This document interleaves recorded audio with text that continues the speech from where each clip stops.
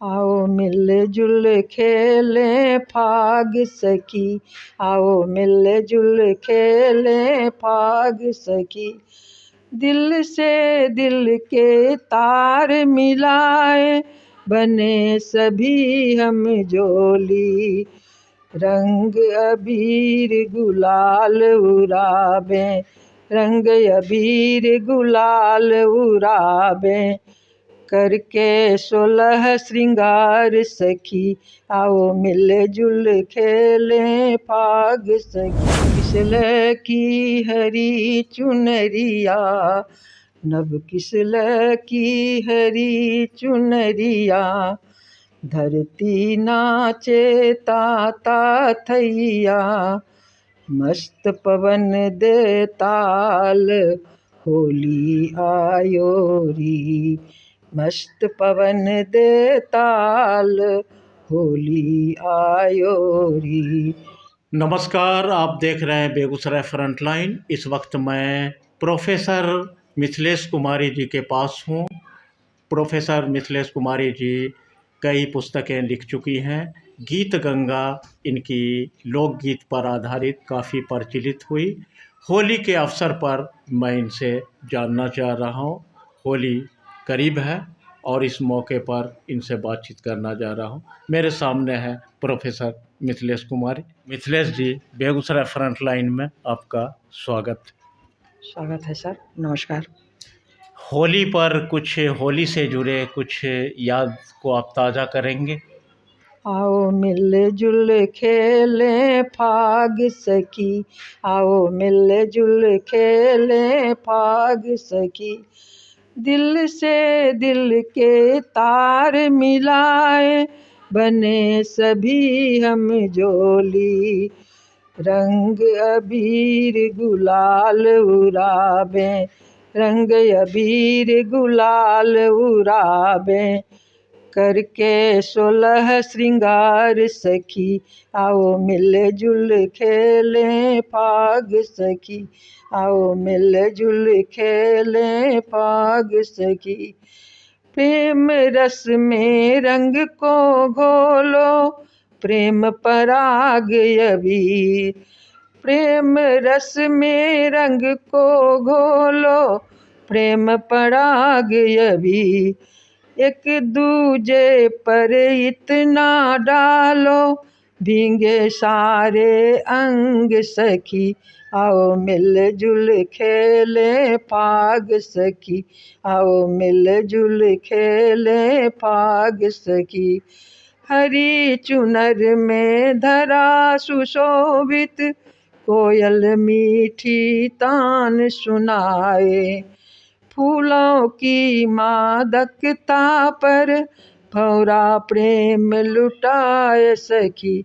आओ मिलजुल खेलें फाग सखी, आओ मिलजुल खेलें फाग सखी। होली आयो री, नभ किसल की हरी चुनरिया, नभ किसल की हरी चुनरिया, धरती नाचे ताता थैया, मस्त पवन दे ताल, होली आयो री। मस्त पवन दे ताल, होली आयो री। बहे बसंती बयार, होली आयो री। आम मंजरी मधुरस घोले, आम मंजरी मधुरस घोले, भौरा गूंजे कोयल गाए। कुसुमित धरा का श्रृंगार, होली आयो री। कुसुमित धरा का श्रृंगार, होली आयो री।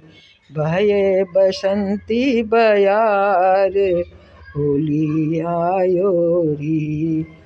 देखी धरा की सुरभित शोभा, देखी धरा की सुंदर आभा, सुरगन सबके मन को मोहा।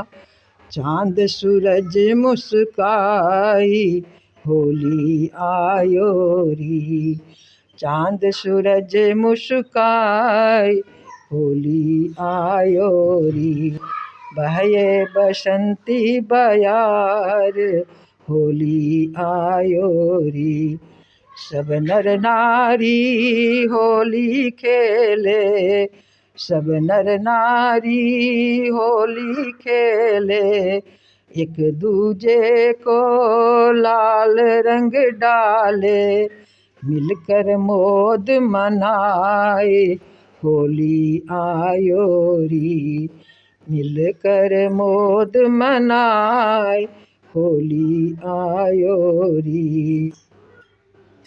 वाह, बहुत खूब, बहुत अच्छा आपने सुनाया। आप बचपन की होली और आज की होली में आप क्या फ़र्क पाती हैं? बहुत बड़ा फ़र्क है सर। बचपन में जो होली हम लोग देखे हैं, उस होली में प्रेम था, सद्भावना थी, उमंग था, उत्साह था। आज की होली में इतना फ़र्क आ गया है कि पता नहीं, अब किसी के मन में उत्साह नहीं है, उमंग नहीं है। एक होली पर्व के बारे में ही क्या कहा जाए। हर पर्व त्योहार का लगता है जैसे परिभाषा लोग बदल रहे हैं, सबका रूप बदल रहा है। अब न पहले वाला उत्साह है, न स्नेह है, सद्भावना है, न संवेदना है। और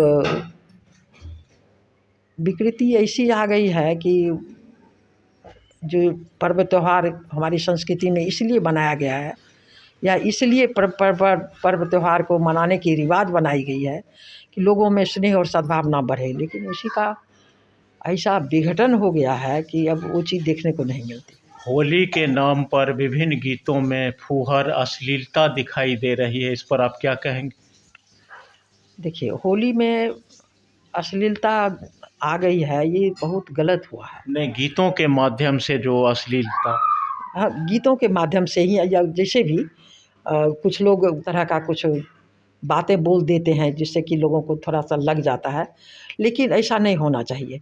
हाँ, ये है कि मेल जोल बढ़े, लोग हंसी ठिठोली करें। लोग कहते हैं कि वो होली के दिन कोई भेदभाव नहीं रहे, सब मिट जाए। तो ये सब के बहाने लोग कुछ न कुछ भड़ास निकाल लेते हैं या क्या कर देते हैं, जो कि बहुत बुरा होता है। समाज में उसके लिए कोई गुंजाइश नहीं होनी चाहिए, और ये प्रवृत्ति बढ़ती जा रही है। होली रंग और अबीर प्रदाय सौहार्द का प्रतीक है।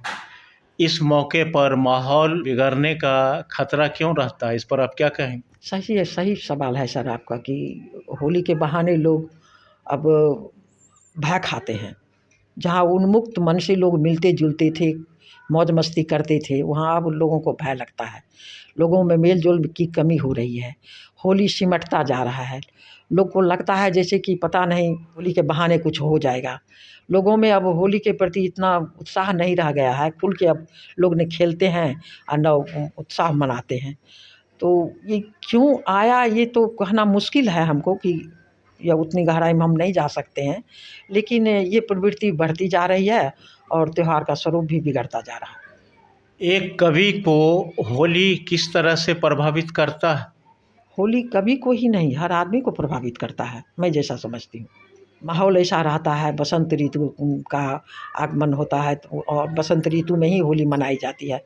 तो उस समय प्रकृति भी सहयोग देती है लोगों को। और मेरी जो संस्कृति है, जैसे मेरी संस्कृति कृषि की है, और कृषि में अभी सब जगह फसल लहराते रहता है, धरती हरी भरी दिखाई पड़ती है, और मौसम न ज़्यादा गर्म रहता न ठंडा रहता है। तो ये इसी मनाने का ये समय भी है।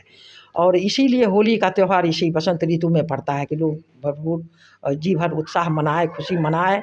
हिंदी साहित्य में होली पर नामचीन साहित्यकारों ने वर्णन किया है, इस पर आप क्या कहेंगे?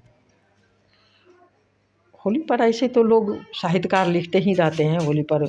अब कितने साहित्यकार लिखे हैं उतना मुझे जानकारी नहीं है, लेकिन होली पर जैसे होली त्यौहार महादेवी वर्मा बहुत अच्छी तरह से मनाती थी, और उनके यहाँ ढेर सारे साहित्यकार पहुँचते थे। ये बात अभी मुझे याद नहीं है किसने लिखा है, कि पर्टिकुलर हम किसी कवि का नाम नहीं बता सकेंगे, लेकिन लिखने के लिए तो लोग लिखते रहते हैं। ढेर सारे होली पर कविताएँ छपती रहती है। तो होली ऐसा पर्व है जिसको सामाजिक सरोकार से जुड़ी हुई चीज़, ये जुड़े हुए ये पर्व हैं, जहाँ की स्नेह सद्भावना ही बढ़ाने वाली बात होनी चाहिए। अगर इस तरह की बातें होती है तो साहित्यकारों का दायित्व तो बनता है कि इस बुराइयों को मिटाने का वो प्रयास करें अपनी कलम के माध्यम से। होली के मौके पर आप क्या कहेंगे समाज को?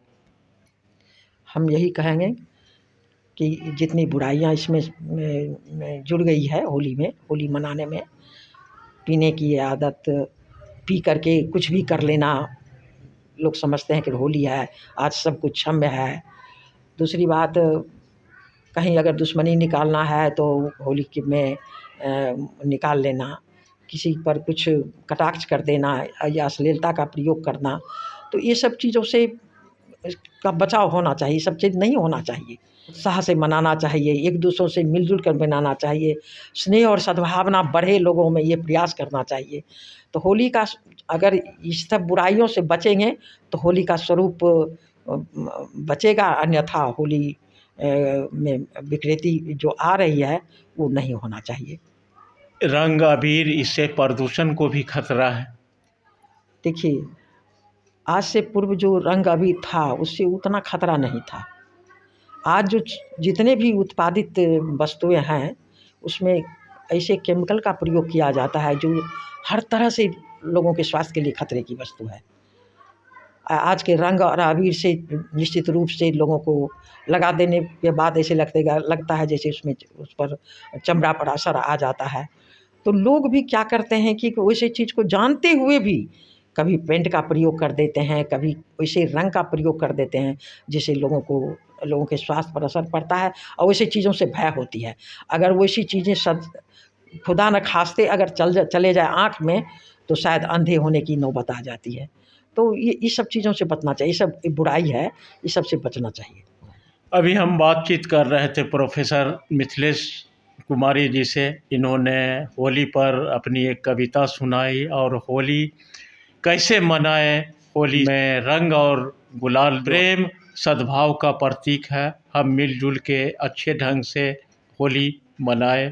होली वातावरण से लेकर आदमी के मिजाज को भी स्वच्छ रखता है और होली हम स्वच्छ रूप से एक दूसरे का आदर करके मनाएं। देखते रहिए बेगूसराय फ्रंटलाइन। मिलते हैं अगली वीडियो।